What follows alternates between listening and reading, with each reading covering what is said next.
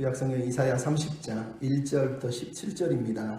오늘은 헛된 희망, 견고한 소망이라는 제목으로 말씀 나누겠습니다. 잠깐 기도하겠습니다. 하나님, 이 시간에 말씀을 묵상하려고 합니다. 우리가 아버지의 마음과 아버지의 뜻을 오늘도 깨닫고, 특별히 가정의 달, 또 어린이주일과 어버이주일을 지나면서 아버지의 사랑, 은혜를 기억하는 저희들 다 되게 해주시옵소서. 여타감 예수님의 이름으로 기도하옵나이다. 아멘. 옛날에 트윈플리오라고 송창식, 윤형주 씨가 노래했던 노래가 하나 있습니다. 헤어지자 보내온 그녀의 편지 속에 곱게 접어 함께 붙인 하얀 손수건. 하얀 손수건.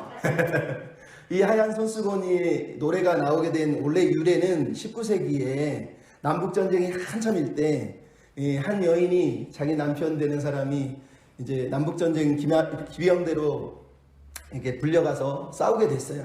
그래서 이 여인이 남편이 돌아올 때까지 자기의 마음을 절대로 포기하지 않겠다 그래서 하얀 리본을 머리카락, 노란 리본이군요. 머리카락하고 그 다음에 옷깃에 이렇게 메고 다녔다고 그래요. 그게 이제 노란 리본인데 나중에 이게 또 다른 이야기로 변형이 돼서 1959년에는 이 법학자인 커티스 보그라는 사람이 교도소에서 들은 어떤 사람의 이야기를 가지고 책을 썼는데 그 내용 중에 이런 게 있었어요. 우리는 두 가지 버전, 하나는 기차 타고 오는 이야기, 하나는 버스 타고 오는 이야기가 있어요. 근데 원래 처음 시작한 건 기차 타는 이야기라고 그러는데 어떤 남자 둘이 기차를 타고 갑니다. 한 사람은 막 이렇게 기쁜데 한 사람은 너무 조용한 거예요. 한 역, 두 역, 세 역 다 역을 지나는데도 말을 하지 않는 거예요. 너무 답답해서 이 사람이 말을 걸고 말 걸고 안 들어서 당신은 어디 갑니까? 누굽니까? 물어보는데 계속 조용히 있더니 마침내 입을 열기 시작하는데 이런 얘기를 합니다. 제가 그동안에 5년 동안 감옥에 갇혀 있었습니다. 우리 부모님은 너무 가난해서 면회도 못 오게 돼 있고 신문도 읽을 정도로 배운 게 없어가지고 한 번도 저한테 온 적도 없습니다. 그래서 제가 드디어 5년 만에 가기는 가는데 아버지를, 부모님을 버리고 떠나서 이렇게 나쁜 짓 하다가 감옥에 갔다 이제 5년 만에 나오는데 부모님이 집에 돌아가도 되는지 물어봐야 되는데 어찌할 바를 몰라서 출소하기 전날 편지를 썼습니다. 내가 집에 도착할 때 기차역 앞에 있는 집 큰 사과나무에 내가 들어와도 된다, 너는 내 아들이다 라고 생각하시면 하얀 리본을 달아주시고 너는 내 아들이 아니다 생각하면 아무것도 달아주지 마시며 제가 조용히 기차를 타고 지나가겠습니다. 이랬다는 거죠. 우리가 잘 아는 내용입니다. 근데 결국 마지막에 그래서 집이 점점 가까우는데 이 사연을 듣는 옆에 있는 남자가 당신이 어느 역에 도착하면 볼 자신은 있느냐 그랬더니 도저히 나는 볼 자신이 없다. 당신이 대신 보고 뭐가 있는지 없는지 얘기를 해달라는 거예요. 마침내 기차역에 탁 자기 고향집에 도착했는데 눈을 뜨지 못하고 고개를 푹 숙이고 있습니다. 근데 옆에 있는 남자가 딱 쳐다보더니 그러더니 우와 세상에 나무 전체가 다 하얀 리본이다 이러더라는 거예요. 이게 이제 나중에 사연이 돼가지고 하얀 손수건, 노란 손수건 이러면서 이제 노래까지 이렇게 쭉 왔다는 거죠. 이 이야기가 가만히 생각해보면 꼭 탕자의 이야기 같습니다. 아버지 내가 그동안 나쁜 짓을 많이 하고 이제 집에 돌아가려고 하는데 내가 집에 돌아가도 되겠습니까? 내가 자식 맞습니까? 사실 이렇게 물어보는 거거든요. 근데 탕자의 이야기를 우리가 알지만 탕자의 이야기에 보면은 아버지께서 아들이 올 때까지 밤새 아니면 또 낮에도 산마루에 가서 저녁 때가 해질 때가 되면 또 가서 아들이 언제 오나 하고 기다리고 있는 이야기가 있거든요. 오늘 본문 우리가 읽은 이사야 30장은 탕자의 이야기와 비슷합니다. 우리가 읽은 1절부터 17절은 하나님 아버지가 집 나간 자식들에게 집으로 돌아와라. 제발 좀 돌아와라 하는 초대예요. 초대. 18절부터 마지막 절까지의 내용은 집으로 돌아오면 아버지가 준비한 행복이 얼마나 좋은지 기다리는 아버지의 그 행복 속에 너희가 잠겨서 살 수 있을 거야 라고 말씀하는 내용이 나오고 있습니다. 우리는 전반부인 1절부터 17절을 보면서 아버지가 지금 돌아오라고 말씀하신 이야기를 듣고 있어요. 우리가 29장에도 봤지만 헛된 꿈, 헛된 하룻밤의 꿈, 하룻밤에 헛된 희망을 가지고 살던 이스라엘 백성들, 자기 계획대로만 살려고 하는 그들에게 하나님이 지금 말씀하시는 거예요. 그런 헛된 꿈, 헛된 희망 말고 아무리 흔들어도 아무리 무너뜨리려고 해도 무너지지 않은 견고한 소망이 나에게 있다. 그 소망을 좀 붙잡고 살면 안 되겠냐라고 말하면서 초대하고 있는 아버지의 초대 이야기가 30장 1절부터 7절 이야기입니다. 그럼 오늘 보면 30장 1절부터 17절에 나오고 있는 남유다가 꿈꾸고 있는 이 헛된 희망이 무엇일까요? 오늘 본문은 하나님께서 이들을 책망하시는 내용이 1절에 이제 시작하고 있어요. 29장에 이미 얘기했던 그 내용이 이제 좀 더 구체화되고 있는 거예요. 1절에 이렇게 시작하지 않습니까? 하나님께서 패역한 자식들아 화 있을진저 라고 얘기합니다. 여기서 패역한 자식들이라는 단어가 9절에도 나옵니다. 그래서 이 자식들은 패역한 자식들, 9절에는 거짓말하는 자식들, 그리고 말씀을 듣기 싫어하는 자식들, 이렇게 얘기하고 있습니다. 한마디로 이스라엘 백성은 패역한 자식이고 거짓말하는 자식이고 듣기를 싫어하는 자식이라는 뜻이죠. 그럼 이게 얼마나 안타깝습니까? 패역한 자식이라는 히브리어 단어는 1절, 9절 똑같이 의미는 반역하다, 배신하다 이런 뜻이에요.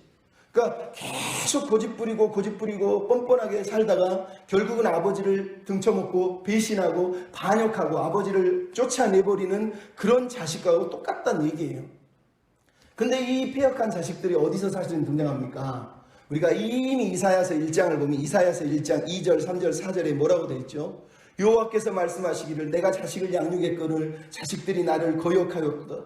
소는 그 임자를 알고 나귀는 주인의 구유를 알건만 이스라엘은 나를 알지 못하고 깨닫지 못하도다. 슬프도다. 범죄한 나라여 허물진 백성이여 행악의 종자여 행위가 부패한 자식이라 여호와를 버리고 나를 멀리 떠났도다. 그럼 이미 이사야서 1장은 이스라엘의 죄가 뭔지를 얘기했어요. 근데 오늘 본문에 또 이 이야기를 하는 이유는 이스라엘의 죄가 얼마나 굳어지고 고차가 돼서 이제는 도저히 돌이킬 수 없어서 하나님이 심판하지 않으면 안 되는 자리까지 이르렀다는 거예요. 소도 나귀도 주인을 아는데 자식들은 자기 부모를 모른다. 말 그대로 금수만도 못한 자녀들이다. 이렇게 말씀을 하는 거예요. 여러분, 내 자녀가 금수만도 못하다는 말을 해야 된다는 게 얼마나 부모가 찢어지게 마음이 아프겠습니까? 안타까운 일이죠.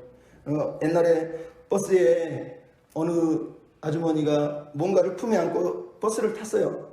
근데 사람들이 가만히 보고 있는데 한 10분 동안 조용하더니 갑자기 그 아주머니 품속에서 낑낑낑낑거리면서 깡깡거리는 거예요. 강아지를 품고 탄 거죠. 옛날에는 아마 이렇게 안 보이게 해서 피해를 안 주려고 그랬는데, 근데 걔가 처음에는 낑낑거리고 나중에 낑낑깡깡 그러더니 계속 지저대는 거예요. 그러니까 사람들이 이제는 막 짜증이 나는 거예요. 걔 좀 조용히 했으면 좋겠는데 버스 기사들 뭐 하고 있을까? 저걸 좀 어떻게 내리라고 하든가 뭘 해줘야 되는 거 아니야? 그래서 다 버티고 있습니다. 근데 아무리 버텨도 강아지는 울고 아주머니는 아이고 우리 예쁜 메리야 왜 울어? 그러면서 이 메리를 자꾸 쓰다듬는 거예요.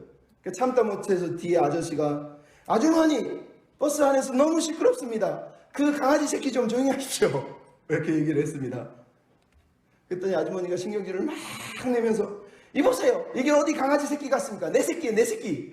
내가 얼마나 사랑하는 줄 아냐고. 좀 멀미 좀 했다고 내 새끼한테 그럴 수 있습니까? 사람들이 말도 못하고 그때 조용히 있습니다. 근데 저 뒤에서 한 아주머니가 가만히 쳐다보더니 한마디 뚝 던집니다. 엄마야 조심하제. 어쩌다가 개새끼를 낳노. 낳은 게 개새끼라는 거죠. 여러분, 우리가 개새끼를 낳아야 되겠습니까? 여러분, 하나님은 지금 이런 마음이에요. 사람들이 볼 때 아들이 아니라 금수만도 못한 개만도 못한 자녀를 낳은 거죠. 근데 더 웃긴 게 뭡니까? 1절 맨 마지막에 죄에 죄를 더했다는 거예요. 여러분, 죄에다가 죄를 더해서 홈 플러스가 아니라 죄 플러스예요. 죄 플러스 죄, 죄 플러스 죄. 여러분, 은혜를 받기 위해서 죄를 더하겠느냐? 사도 바울이 절대 안 된다고 그랬어요. 우리가 은혜를 받고 싶다고 죄를 더하는 것은 그럴 수 없는 일이라고 성경이 말합니다. 근데 이스라엘 백성들은 죄에다가 죄를 더하고 있는 거예요. 죄에다가 죄를 더하는 건 절대로 은혜를 받을 수 없습니다. 은혜의 힘은 죄를 깨닫게 하고 죄의 힘을 알게 하고 죄에서 멀어지게 하는 거예요. 내가 죄를 계속 짓고 있다는 건 내가 은혜의 백성이라는 뜻이 아니라 내가 은혜를 계속 잃어버리고 있다는 뜻이거든요. 이스라엘 백성은 지금 죄인인지도 모르고 죄를 깨닫지도 못하고 아버지를 거역하는 패역한 자식으로 등장하고 있습니다.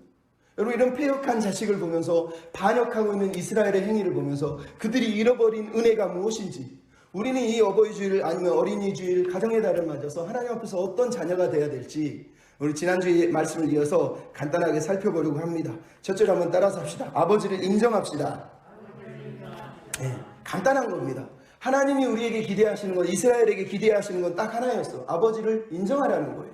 그럼 오늘 본문 속에서 하나님이 아파하고 있어요. 1절에 보면 내가 그들의 계교를 인하여서 아파한다. 계교라고 하는 단어는 이미 29장 15절에 나온 것처럼 계획이라는 뜻이에요. 자기의 계획을 숨기려고, 요 앞에 자기의 계획을 숨기려고 하는 자, 그 계획, 그 계교, 똑같은 단어의 히브리어는 그냥 계획을 세웠다는 얘기예요. 자신의 계획을 세워서 하나님 앞에 숨겼다는 얘기를 하고 있습니다. 근데 하나님의 마음이 얼마나 아팠으면 1절, 2절에 뭐라고 되어 있습니까? 나로 말미암지 않고 나의 영으로 말미암지 않고 나의 입에 묻지 아니하였다는 거예요. 3번이나 얘기하는 거예요. 나로 말미암지 않고 나의 영으로 말미암지 않고 나의 입에 묻지 않았다는 거예요. 3번 얘기하는 강조점의 핵심이 뭡니까? 나에게 안 물어봤다는 거예요. 나한테 물어보지 않았다는 거예요. 여러분, 하나님이 아니면 아버지가 가장 힘들어하는 게 그겁니다. 물어보지 않고 하는 거예요. 좀 머리 좀 커졌다고 물어보지 않고 지 마음대로 사는 거를 부모가 가장 싫어하는 거 아닙니까? 오늘 본문에 얘기하는 거예요. 나에게 물어보지 않았다는 거예요. 물어보지 않았다는 거예요. 여러분, 우리는 교회 다니면서 상처를 참 많이 받습니다. 조금만 뭐라 그러면 상처받죠. 근데 여러분, 하나님은 오늘 본문에 나한테 물어보지도 않고 나한테 얘기도 안 하고 나의 영한테 물어보지도 않고 이 말은 하나님이 지금 엄청 섭섭하고 엄청 마음이 상했다는 얘기를 하고 있는 거거든요. 얼마나 마음이 아프실까요? 여러분, 옛날에 김건모 씨가 노래 부른 것 중에 지금도 이해할 수 없는 그 얘기로 넌 핑계를 대고 있어 이러면서 막 얘기하잖아요. 이렇게 시간 네가 날 떠날 줄 몰랐어. 여러분, 하나님이 지금 그런 마음 아니겠어요? 하나님을 너무 멀리 그냥 너무 쉽게 떠나놓고 자기는 여전히 예배를 드리면서 난 하나님의 자녀예요, 난 하나님 버린 적이 없어요 이러고 있는 모습을 보면서 하나님이 얼마나 마음이 아팠겠어요. 예배는 드리는데 헌금은 하는데 밖에 나가서는 아버지하고 상관없이 지 마음대로 물어보지도 않고 살고 있다는 거예요. 여러분, 성경은 그래서 항상 얘기합니다. 우리의 죄의 가장 큰 문제점은 물어보지 않는 거예요. 아담의 죄가 뭡니까? 저번에도 얘기하지만 하나님께 물어봤어야 돼요. 사단이, 뱀이 꼬셨을 때 하나님께 물어봤어야 돼요. 자기에게 말씀하셨던 그 하나님이 계시잖아요. 물어보지 않았다는 거예요. 여러분, 신앙이 게으르다는 거예요. 하나님이 싫어하는 신앙은 게으른 신앙이에요. 열심히 부지런히 청소한다는 얘기가 아니라 부지런히 하나님 앞에 물어봐야 돼요. 물어봐야 돼요. 그래야지 하나님이 기뻐하시는 거예요. 여러분, 여호수아 9장을 보십시오. 기브온 거민들이 가나안을 정복하려 온 여호수아 군대를 보면서 멀리 온 것처럼 변장을 하고 나가서 언약을 맺습니다. 근데 여호수아와 리더들이 기브온 백성하고 언약을 맺어버립니다. 근데 여호수아 9장 14절에 뭐라고 그랬습니까? 그들이 하나님께 묻지 아니했다라고 말씀하시면서 그들을 책망하시는 내용이 나오고 있어요. 여러분, 하나님은 다른 것보다 묻지 않는 거에 대해서 아주 심각하게 생각합니다. 사울 왕을 왜 하나님이 버리셨다고 되어 있나요? 역대상 10장 14절에 여호와께 묻지 아니함으로 여호와께서 사울을 죽이시고 그 나라를 다윗에게 넘겨주셨느니라. 역대상 13장 3절에도 그래요. 사울 때에는 그가 하나님께 묻지 아니하였느니라. 여러분, 왜 하나님이 사울을 버렸을까요? 사무엘상 28장에 보면 나오죠. 사울이 왕이 돼서 하나님께 묻는 게 아니라 마지막에 죽을 때 무당을 찾아갔다고 얘기하고 있어요. 하나님께 물어보지 않는 죄는 하나님이 가장 아파하시는 그런 죄라는 걸 잊으면 안 됩니다. 여러분, 다윗은 어떤 사람이에요? 다윗은요, 사무엘하 5장 19절에 보면 여호와께 여짜오되 블레셋 사람에게 올라가리까 저들을 붙여주겠습니까? 그랬더니 하나님이 그래라 그럽니다. 좀 이따가 5장 22절에 보면 다시 여호와께 여짜오되 하나님은 올라갈까요? 그럽니다. 이번에는 하나님 올라가지 말고 뒤에 뽕나무 뒤에 숨어 있어라 얘기합니다. 여러분, 다윗은 철저하게 하나님께 물어보고 여쭈어보고 그리고 행동을 했다는 거예요. 이게 사울과 다윗의 차이점이에요. 여러분, 하나님이 아버지라면 하나님께 물어보는 사람이 진짜 자식인 거예요. 그럼 오늘 하나님은 결정권을 아버지께 맡겨야 되는데 결정을 자기가 다 해버리고 나서 아버지께는 물어보지도 않고 나서 이제 사단을 낸 자식들을 보면서 아파하고 있는 아버지의 마음이 보이는 거예요. 그래서 어떤 학자가 이 본문을 읽으면서 이 본문이 말하는 건 예수님의 겟세마네 기도를 얘기하는 거다. 아버지여 나의 온대로 마옵시고 아버지의 뜻대로 되기를 원하나이다. 이렇게 기도하는 사람이 하나님이 원하는 진짜 아들이다. 그래서 예수님이 그 진짜 아들의 모습을 보여주셨다는 거죠. 여러분, 하나님께 물어봐야 됩니다. 두 번째로 따라가십시다. 하나님을 의지합시다. 하나님을 의지해야 된다는 얘기예요. 여러분, 이사야서는 항상 강조하는 게 뭐예요? 우리가 늘 봤지만 이사야 4장 5절 6절 25장 4절에 하나님은 당신은 뭐라 그럽니까? 나는 도움이다. 나는 피난처다. 나는 그늘이다. 항상 그렇게 얘기하면서 나를 의지해라 의지해라 이렇게 얘기하고 있습니다. 근데 여러분, 오늘 본문에 남유다는 어떻게 했다고 되어 있습니까? 우리가 2절 3절을 읽어보면 알겠지만 남유다는 바로의 세력을 의지하고 바로의 그늘에 피하려고 했다는 거예요. 여기서 바로의 세력이라는 단어가 실제로는 마오즈, 힘, 방패, 요새라는 뜻이에요. 그늘이라는 말은 말 그대로 하나님이 항상 얘기했던 그늘을 말하는 거예요. 피하려 했다는 단어도 피난처라고 하는 마하세의 동사형이에요. 말 그대로 하나님은 계속해서 내가 도움이고 내가 방패고 내가 힘이고 내가 피난처다 그랬는데 이스라엘 백성은 지금 뭐 하라고요? 스스로 강해지고 싶어서 하나님이 아니라 애굽을 마오즈 요새로 삼았고 애굽을 피난처로 삼았고 애굽을 그늘로 삼았다라고 오늘 본문이 말씀을 하고 있는 거예요. 여러분 창세기 3장에 나오는 인간의 죄의 본질이 이겁니다. 자기 인생을 하나님 없이 자기 힘으로 자기 스스로 건사하려고 하는 것을 성경은 죄라고 얘기하는 거예요.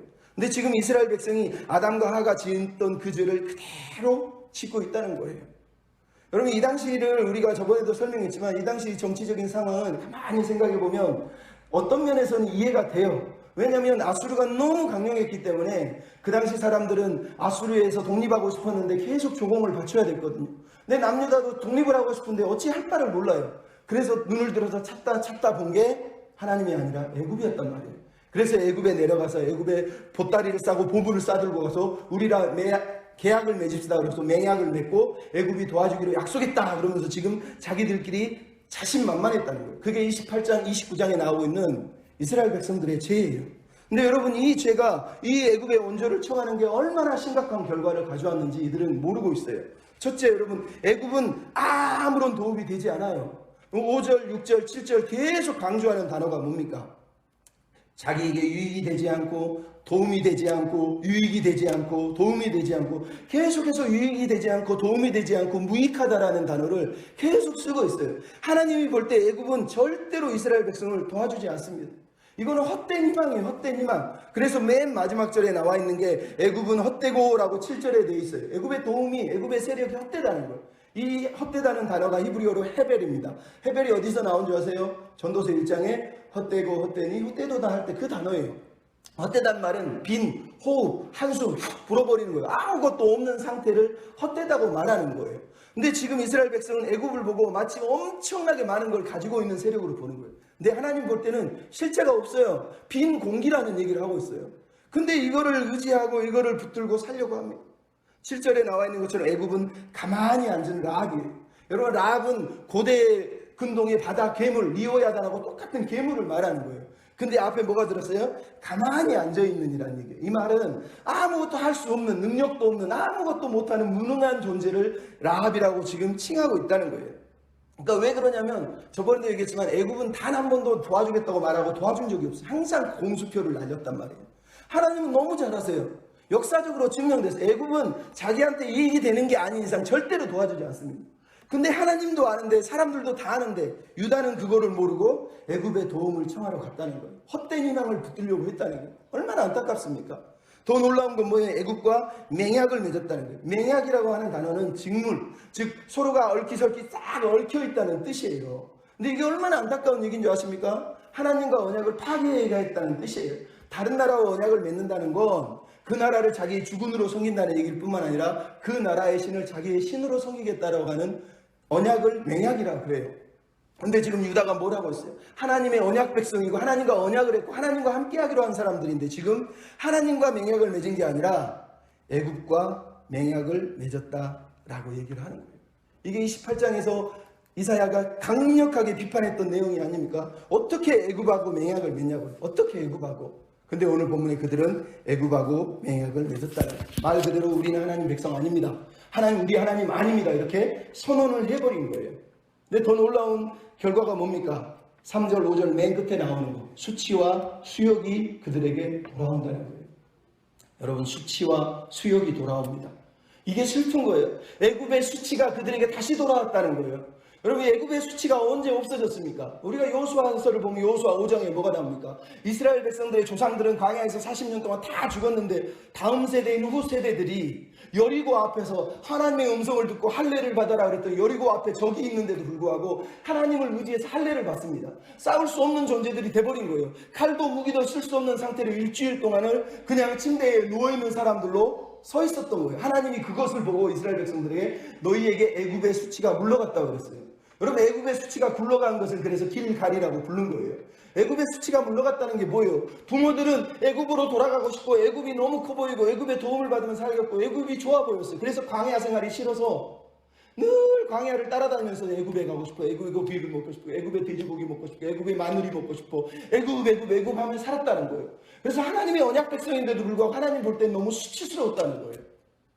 근데 여호수아 시대의 그 다음 세대들이 길갈 여리고성 앞에서 할례를 받고 자기 생명까지 하나님께 딱 맡겨버리고 전쟁이 자기 적들이 앞에 있는데도 할례를 시행해버리는 걸 보면서 하나님이 됐다, 너희들은 내 백성이다, 더 이상 애굽의 수치는 없다 그러면서 수치를 제거해 주신 거란 말이에요. 근데 오늘 본문이 뭐라고요? 애굽의 수치가 다시 돌아왔다는 거예요. 여러분, 이들이 애굽에 가는 건 다시 옛날 부모들처럼 애굽에 가서 애굽에서 애굽의 고기를 먹으면 애굽의 도움을 받으면서 살겠다고 하는, 말 그대로 하나님 보실 때 가장 수치스러운 얘기라는 얘기예요. 왜 그렇습니까? 여러분, 4절로 6절에 나와 있는 게 애굽 소환과 하네스로 이스라엘 백성의 사신들이 지금 보내졌다고 얘기합니다. 근데 이 사신들의 행로를 보면 이들이 영적으로 완전히 후퇴해버린 사건이라는 걸 우리가 알게 돼요. 첫째 뭡니까?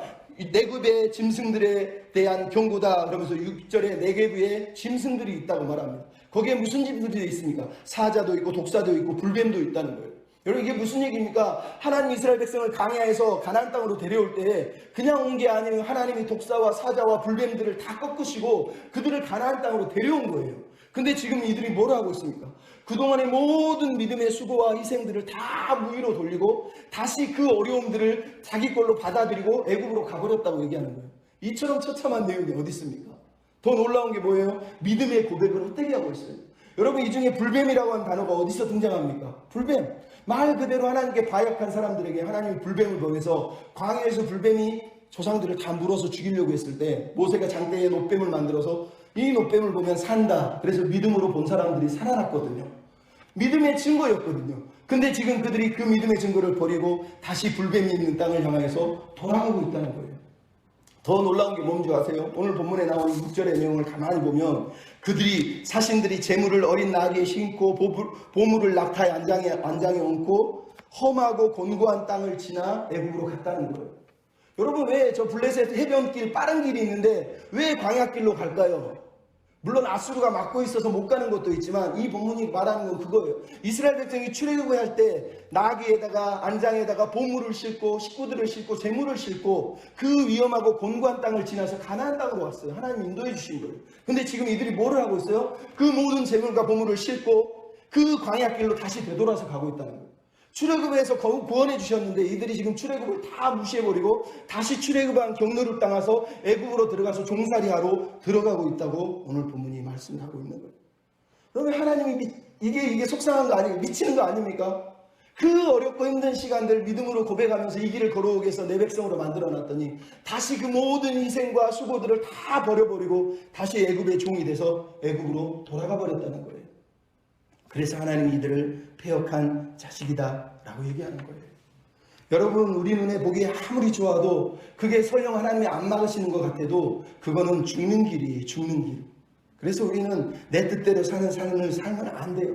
하나님 알게 해주십시오. 깨닫게 해주십시오. 얼마나 이게 수치스러운지를 깨달아서 하나님 뜻대로 살게 해주십시오. 이렇게 기도를 해야 되는 거예요.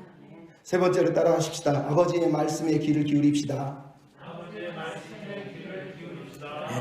이들이 한 세 번째 죄는 하나님의 말씀을 거절하는 거예요. 여러분, 패역한 자식들이 무슨 짓을 했습니까? 오죽했으면 하나님이 8절에 보면 이사야의 너는 서판에 기록하고 책에 기록해서 후대에게 알려주라는 거예요. 이들이 무슨 짓을 했는지를 책에 기록하고 서판에 기록해서 자식들이 이것을 깨닫게 하라고 말씀하고 있어요.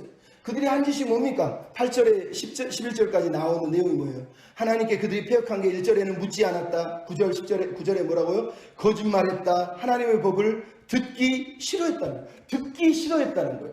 여러분, 그들의 패역한 짓은 이거예요. 하나님의 아버지됨을 인정하지 않았고 하나님의 아버지께 의지하고 도움을 청하지 않았을 뿐만 아니라 하나님의 말씀 자체를 아예 들으려고 하지 않았다는 거예요.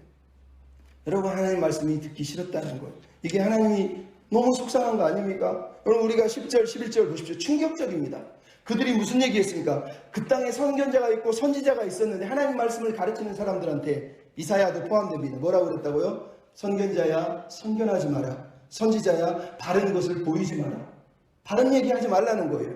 그리고 뭐라 그럽니까? 부드러운 말을 좀 해라. 정죄하지 말고 좋은 말 좀 해줘 라고 얘기하는 거예요. 그 다음에 뭐라고요? 거짓된 것을 보여주라. 우리는 바른 거 옳은 거 싫어. 그냥 가짜여도 좋으니까 잘 된다고 해줘. 이 얘기하고 똑같은 거예요. 그리고 바른 길을 버리고 첩경에 돌이키게 해라. 바른 길로 가지 않도록 저 애굽 길로 계속 갈 수 있도록 도와주라. 애굽으로 갔다고 잘못했다고 말하지 말라는 거예요. 그리고 마지막에 정점을 찍습니다. 이스라엘의 거룩하신 일을 우리 앞에서 떠나게 하라. 여러분, 이보다 더 패역한 짓이 어디 있습니까? 하나님이 지금 너무너무 분노하시고 마음이 아픈 거예요. 아버지 앞에 대놓고 말하는 거예요. 당신 내 눈에서 안 보였으면 좋겠다. 말하지 마라. 듣기 싫다. 짜증난다. 잔소리하지 마라. 내 맘대로 좀 살게 해주라. 뭐 당신 뜻이 바르다고 다 바른 줄 아느냐. 지금 그런 거예요. 내가 옳은 게 옳은 거지. 하나님 얼마나 마음이 아프겠어요. 여러분, 사도 바울이 디모데후서 3장 4절, 4장 3절, 3장 1절 이렇게 얘기합니다. 너희가 말세에 고통하는 때가 이를 때 사람이 바른 교훈을 받지 않고 귀가 가려워서 자기의 사욕을 따를 스승을 많이 두겠다. 여러분, 얼마나 말세의 징조가 이거라는 거예요. 자기가 귀가 가려워서 자기 귀에 듣기 좋은 말을 해주는 사욕의 스승을 따라서 살 거라는 거예요. 이게 하나님이 아파하는 겁니다. 여러분, 우리가 이 땅을 살아가면서 수많은 교회들을 볼 때, 저도 교회를 많이 다녀봤지만 아픈 게 그거예요. 개인 이기주의만 팽배한 게 아니라 집단 이기주의자들이 너무 많아요. 교회들이 다 집단 이기주의. 목사가 아무리 예를 들어서 담임 목사가 잘못을 하면 틀렸다고 말하면 쫓겨나니까 틀렸다고 말을 못하는 교회들도 무척 많습니다. 그러다 보니까 교회가 목사님이 이렇게 교주가 돼 있는 교회들도 많아요. 물론 다 그런 건 아니지만. 예? 그렇게 심각해요. 근데 다른 얘기를 하면 듣지 않습니다. 제가 설교를 많이 해봤지만 다른 교회에서 그런 경우도 많았어요. 그런 거 가르치지 마라. 그런 얘기 하지 마라. 그런 설교하면 안 된다. 하나님은 아무리 말씀 좋아도 이 교인들은 그거 못 받아들인다. 하지 마라. 여러분, 저도 그런 얘기 많이 들었습니다. 근데 여러분, 사랑은 진리와 함께 가는 겁니다. 진짜 사랑하면 진리와 함께 가는 거예요. 지금 이스라엘 백성들이 하는 게 뭐예요? 선지자에게 선견하지 마라, 선지자하지 마라, 바른 말 하지 마라, 옳은 길 가르쳐주지 마라, 하나님의 뜻조차 가르쳐주지 말라고 말씀을 하고 있잖아요. 여러분, 이건 망하는 길이에요. 망하는 길. 진짜 바른 길은 사랑 안에서 진리를 붙잡는 거예요. 사랑 안에서 진리를 꼭 붙들고 하나님의 음성에 순전하는 거예요. 내가 듣기 싫은 말이, 내가 원하지 않는 말씀이 선포되고 그게 성경에 써 있는 거면 그 말씀을 붙드는 게 사는 길이라니까요. 근데 이스라엘 백성이 그러지 않았다는 거예요. 오히려 뭘 했다고 그럽니까? 12절에 보면 너희가 내 말을 업신여겼다. 업신여겼다는 거예요. 그럼 하나님의 말씀을 업신여겼다는 게 무슨 얘기입니까? 말 그대로 하나님이 자기 앞에 있어요. 근데 하나님이 내 앞에 있는데도 없는 사람 취급하는 걸 말하는 거. 업신여기다는 거. 당신은 죽을 사람이야. 당신은 여기 없어. 라고 말하면서 막 떠들고 있는 얘기를 업신여긴다고 말하는 겁니다. 그럼 부모잖아요. 우리가 알잖아요. 자식이 자기 앞에서 나 없는 사람처럼 취급하면 얼마나 화가 나겠습니까? 근데 지금 하나님이 그 일을 당하고 있는 거예요. 이스라엘 백성들이 하나님을 업신여기고 당신은 죽었어. 당신은 여기 없어. 있는데 시퍼렇게 살아있는데 죽은 사람처럼 하나님을 죽은 분처럼 취급했다라고 얘기하는 겁니다. 여러분, 우리 하나님 업신여기는 삶을 살면 안 됩니다. 싸가지 없다는 말을 많이 우리가 하잖아요. 원래 싸가지 없다는 말의 언어는 싹수, 싹이 나는 그 싹수가 안 보인다는 뜻에서 유래했는데 나중에는 변형이 돼서 네 가지가 없다. 인, 의, 예, 지 없다는 거예요. 인간적인 그런 게 없다는 거예요. 의로운 바른 거에 대해서 관심이 없다는 거예요. 예의가 없다는 거예요. 지식이 없다는 게 아니라 바르게 깨닫는 능력, 지각이 없다는 얘기예요. 여러분, 지금 이스라엘 백성은 사가지가 없는 겁니다. 완전 사가지가 없는 사람들이에요. 하나님 앞에서 인도 없고 의도 없고 예도 없고 지도 없는 말 그대로 사가지 없는 백성이 되어 있어요. 하나님이 너무너무 마음이 아픈 거죠. 여러분, 영적 생활을 바르게 하려면 항상 눈이 멀면 안 됩니다. 깨닫는 은혜, 분별하는 은혜가 늘 있어야 돼요. 옛날에 어느 시골의 할머니가 옛날 어렸을 때 새벽 예배 가는데 연탄불이 꺼졌어요.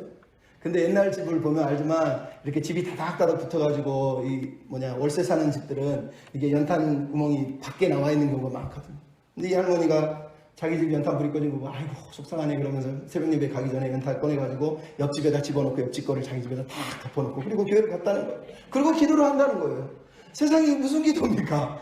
하나님께 기도하면서 하나님이 연탄 지금 바꿔치는 거 못 봅니까? 못 본다는 거죠. 에? 옛날에 어느 장사하는 분이 어느 날 갑자기 목사님한테 찾아와서 목사님 이것 좀 보십시오. 그래서 외상장들을 딱 보여주는데 교회 장로 집사들이 외상을 달아놓은 게 그렇게 많답니다. 하나님 나라를 위해 산다면서 외상을 달아놓고 사는 거예요. 이게 하나님을 업신여기는 행위 아닙니까? 유대인들의 속담에 이런 말이 있어요. 성경을 읽기 위해서 촛불을 훔쳐오지 마라. 성경 읽으려고 촛불을 훔쳐오면 안 된다는 거예요. 여러분, 아무리 옳은 일을 하려고 해도 그 방법이 나쁘면, 그 과정이 나쁘면 하나님이 결코 기뻐하지 않는 겁니다. 여러분, 오늘 본문의 내용이 그거예요. 하나님이 살아계시는데 하나님을 지금 업신여기고 없는 분처럼 취급하고 있는 이스라엘 보면서 하나님이 얼마나 마음이 아팠어요. 다윗을 생각해. 다윗 왕은 왕이 됐는데 밧세바를 취하고 우리아를 죽이는 엄청난 짓을 정했는데 깨닫지 못해요.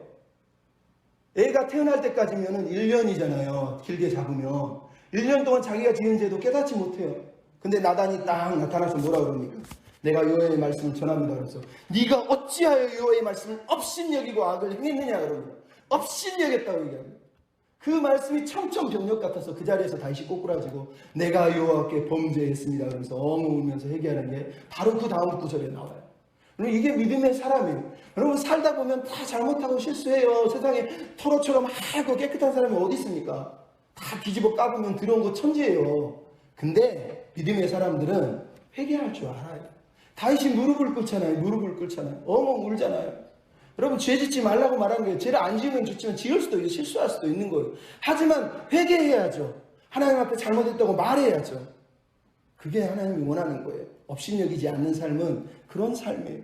근데 여러분, 이스라엘 백성이 뭐 했다고요? 업신여길 뿐만 아니라 12절에 보니까 압박과 허망을 믿어서 의지했다는 거예요.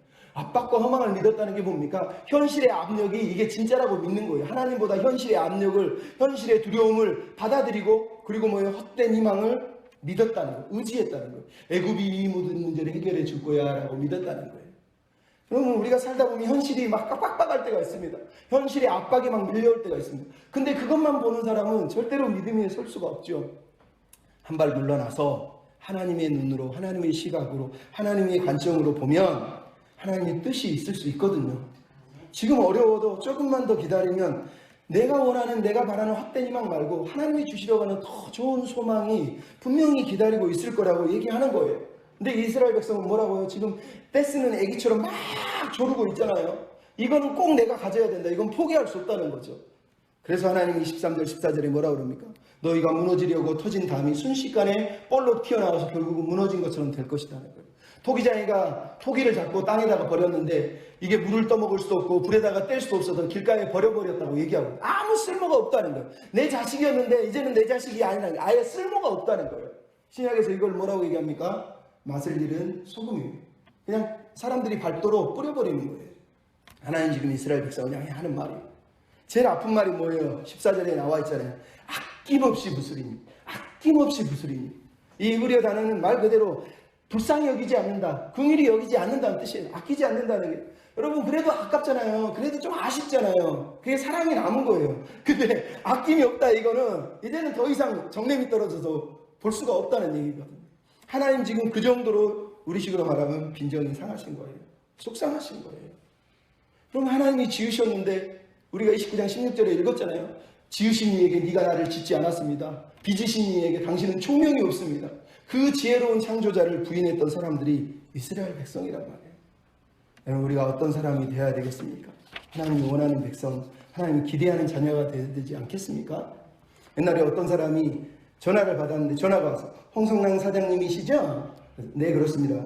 아내 자제분이 교통사고 당하셔서 병원에 입원하셔야 되는 상금을 내셔야 합니다. 이랬다는 거예요. 그래서 가만히 들어보니까 보이스피싱 같더라는 거예요. 그래서 이분이 심심하니까 장난칠 겸 입금 안 할랍니다. 그랬더니 왜요? 그 아이가 내놓은 자식이에요. 내 자식 아닙니다. 내놨습니다. 이랬다는 거예요. 그랬더니 사장님 그러지 마시고 조금만 도와주시면 안 돼요?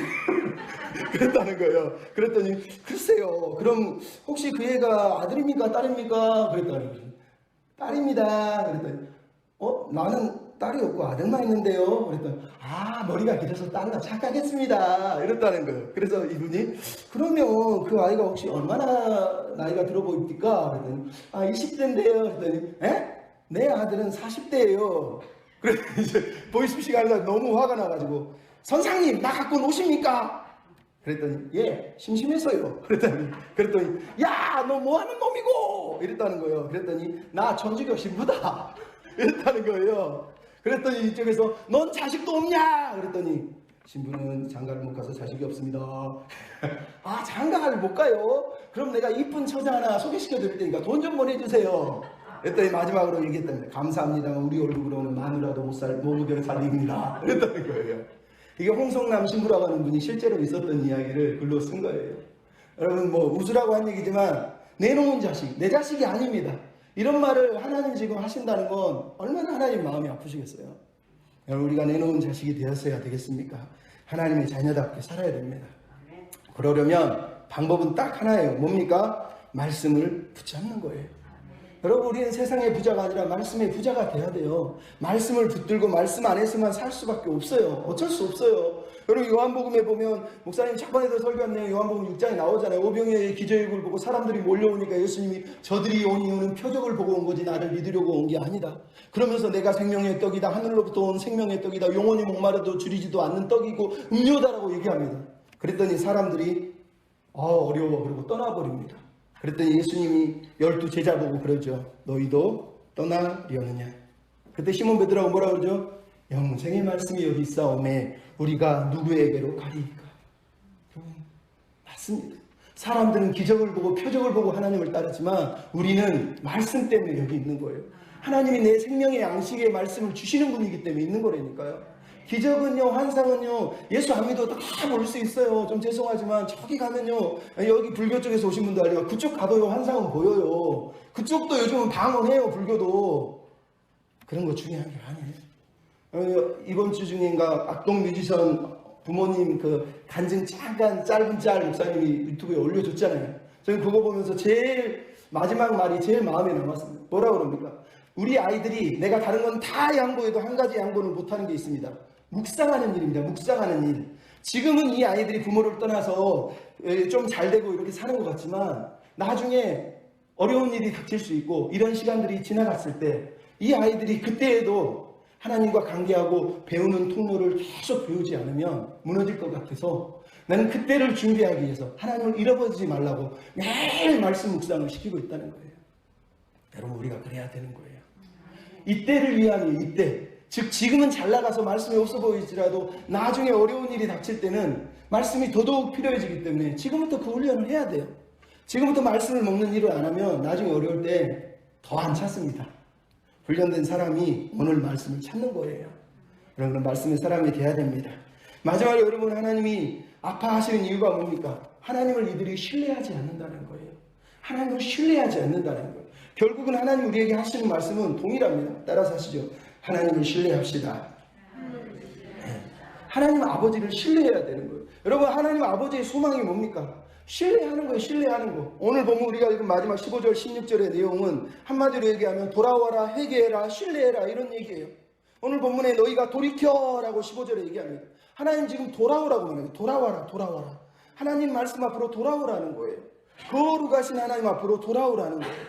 여러분, 야곱을 이스라엘의 하나님이라고 지금 말하는 이유가 뭡니까? 야곱은 사기치고 거짓말치고 살았지만 하나님이 그를 깨뜨려서 이스라엘로 만드신 것처럼 그들을 지금 훈련하고 있어요. 그래서 지금 이스라엘 하나님께로 돌아오라고 얘기하는 거예요. 이 돌아오라는 단어가 그래서 슈브, 회개하다라는 뜻이 이 돌이켜라고 하는 뜻이에요. 돌이켜서 회개하라는 거예요. 돌아오면 내가 안아주겠다. 돌아오면 내가 힘이 되어주겠다. 돌아오면 지켜주겠다고 15절에 지금 말하잖아요. 근데 그들이 뭘 했다고요? 15절 맨 마지막에 너희가 원하지 아니하고. 얼마나 하나님이 지금 마음이 미어질까요? 방법도 알려주고 길도 알려줬는데도 불구하고 그래도 싫다고 얘기하는 거예요. 그래도 싫다고 말해요. 뭐라고 그럽니까 이들이? 우리는 말을 타고 도망할 겁니다. 하나님께 가지 않고 말 타고 도망갈 때 그 밑에는 더 빠른 짐승을 타고 도망가겠다고 얘기합니다. 그랬더니 하나님 뭐라고 그러죠? 너 도망가는 것보다 더 빠른 놈들이 너를 쫓아와서 네 진짜 도망가게 할 거야. 네 빠른 짐승보다 더 빠른 말을 타고 짐승을 타고 와서 너희들을 쫓아서 너희들보다 더 빨리 추격해 올 거야. 그리고 나서 뭐라고 하죠? 한 사람이 꾸짖은 즉 1000사람이 5이 꾸짖은 즉 다 망할 것이다. 남은 자가 산 꼭대기에 깃대 산마루에 기치 같을 것이다. 이렇게 얘기합니다. 여러분, 이 말을 여러분 그냥 들으면 안 돼요. 이거는 엄청나게 무서운 말이에요. 여러분, 하나님을 원하지 않는 것 자체도 사실은 하나님이 너무 아프지만 하나님 지금 이 말씀에서 가장 아픈 말이 뭐냐? 17절에 나와 있는 한 사람이 꾸짖은 즉 1000사람이 도망하고 5이 꾸짖은 즉 너희가 도망할 것이다. 여러분 이게 왜 무서운 말이냐면 원래 하나님이 이스라엘 백성을 향하여 품은 기대 중에 이게 나와요. 레위기에 보면 너희가 내 말을 순종하면 너희 5이 100을 쫓고 100이 만을 쫓을 것이다. 이렇게 얘기합니다.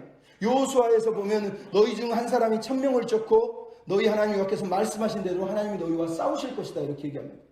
근데 신명기 32장 30절에 보면 이렇게 얘기합니다. 너희가 말씀을 순종하지 않으면 너희 대적이 한 사람이 1000을 쫓고 두 사람이 만을 쫓을 것이라는 거예요. 여러분 이 말씀이 결국은 신명기 32장 말씀을 그대로 인용하고 있는 거예요. 너희는 원래 한 사람이 1000을 쫓고 두 사람이 만을 쫓는 백성인데 너희가 말씀을 거역하면 그게 역전이 된다는 거예요. 역전. 그래서 대적들 한 사람 보고 벌벌 떨며 도망가는 신세로 전락할 것이라고 얘기하고 있는 거예요. 그럼 이 말은 이스라엘 백성은 하나님을 왕으로 여호와의 군대 장관으로 하나님을 모시고 살아감으로 인해서 승리하는 백성으로 하나님이 삼으시려고 했다는 거예요. 근데 그들이 그걸 거부함으로 인해서 도망자 패배자에 살게 될 거라는 거예요. 마지막으로 뭐라고 그랬죠? 너희 남은 자가 겨우 산꼭대기에 깃대 같고 산마루에 기치 같을 것이다. 여러분 이 말은 하나님 마음에 비수를 꽂는 마음의 언어예요. 하나님 이 말을 하고 싶지 않은데 결국은 하시는 거예요. 왜? 여러분 이 말이 무슨 얘기인지를 가만히 생각해 보십시오. 원래 하나님이 이스라엘에게 품은 건 조그만 겨우 동산 꼭대기의 깃대가 아니에요. 우리가 이사야서 2장에 보면 뭐라고 하죠? 말일에 여호와의 전이 모든 산 위에 높이 들릴 것이다 얘기합니다. 그리고 나서 이사야 11장 10절에 그날에 이새의 뿌리에서 한 싹이 나서 만민의 기치로 깃발로 설 것이다 얘기합니다. 11장 12절에는 열방을 향하여 여호와께서 기치를 높이 세울 것이라고 얘기합니다. 이게 무슨 얘기입니까? 결국은 하나님께서 이스라엘 백성을 향하신 품으신 기대는 겨우 동산 하나에서 깃발 흔들고 있는 그런 존재가 아니라 모든 열방 위에서 가장 높이 솟은 깃발을 흔드는 예수 그리스도라고 하는 그 승리의 깃발을 흔드는 존재로 하나님이 세우셨다는 거예요. 그 백성으로 사는 것이 하나님의 소원이고 하나님의 꿈이었다는 얘기를 하고 있는 거예요. 그래서 하나님을 신뢰하면 그렇게 해주겠다고 하나님 말씀을 하고 있는 거예요. 근데 그들이 이거를 거절하고 있잖아요. 하나님 말씀하신 너희가 조용히 잠잠히 나를 신뢰하면 힘을 얻었을 텐데. 여러분 잠잠히 조용히라는 이 단어는 싸움의 무기를 내려놓는 걸 말하는 거고요. 주도권을 다 포기하는 걸 말하는 거예요. 하나님께 다 맡겨드린 채 있는 상태를 잠잠히 조용히 신뢰한다라고 얘기하는 거예요. 애굽의 힘을 얻는 것이 아니라 하나님께 그냥 다 맡겨드리고 싸울 의지조차 내려놓고 하나님 알아서 하십시오 툭 맡겨있는 상황을 잠잠히 조용히 신뢰하고 있는 상황이라고 성경이 우리에게 말씀을 하고 있는 거예요. 여러분 우리에게 이게 바로 필요한 겁니다. 하나님을 신뢰하면 하나님 우리에게 힘이 되시고 피난처가 되시고 도움이 되시고 방패가 되세요. 뿐만 아니라 하나님 우리를 높이 들어서 그 모든 산 위에서 가장 높은 곳에 하나님이 깃발을 흔드는 자로 우리를 세우시기를 원한단 말이에요. 여러분 이스라엘은 실패해서 하나님이 그들을 포기하셨지만 결국은 하나님이 예수 그리스도를 갈보리 언덕 위에 세우셔서 가장 높은 산 위에 깃발을 올린 것처럼 모든 사람이 볼 수 있는 깃발을 세워놨단 말이에요. 이제 우리가 그 깃발을 흔드는 사람이에요. 동네 여기에 조그만 사과나무에 흰 하얀 손수건을 걸어놓는 사람들이 아니라 모든 사람들이 보도록 승리하신 예수 그리스도의 깃발, 용서와 사랑의 깃발을 흔드는 자로 하나님이 우리를 부르신 거라니까요. 우리의 흔드는 깃발에 한 사람이 1000을 이기고 두 사람이 만을 이기도록 만드신 게 우리를 향하신 하나님의 꿈이고 비전이라는 얘기예요. 그러면 여러분 우리에게 필요한 것은 하나님을 신뢰하는 거예요. 하나님에게 부끄럽지 않은 자로 사는 거예요. 하나님의 이름에 합당한 자로 사는 거예요. 아버지를 인정해드리고 아버지를 의지하고 아버지 말씀에 순종하고 아버지의 힘을 신뢰하고 사는 거, 그게 하나님이 우리에게 요구하시는 거예요. 그러면 악동 뮤지션 마지막 그 내용 중에 인터뷰 중에 마지막 인상에 남았던 거 한마디만 하고 마치려고 하는데 그런 얘기합니다. 이 악동 뮤지션이라고 하는 이 아이들이 K-팝 스타에 진출을 했는데 부모가 몽골에서 선교하다가 이 아이들이 갑자기 K-팝 스타가 돼서 어쩔 수 없이 이 아이들을 돌보게 되는데 걱정이 이만저만이 아니라는 거예요. 몽골에서 멀리 떨어져서 이 처음으로 부모를 떠나서 합숙 생활을 하는데 어떻게 될지 너무 괴로웠다는, 마음이 아팠다는 거예요. 근데 어느 날 이 아이들 만났는데 수연이라고 하는 딸이 그랬대잖아요. 선생님이 수연아 넌 참 깨끗하고 순수한 애 같아 그랬더니 이 아이가 선생님께 그래요. 선생님 제가 하는 말 한마디 한마디가 우리 엄마를 나타내고 우리 부모를 나타내고 제가 믿는 하나님을 나타내는 건데 말을 함부로 할 수가 없잖아요. 여러분 이런 아름다운 자녀, 이런 믿음의 자녀가 되어야 되지 않겠습니까?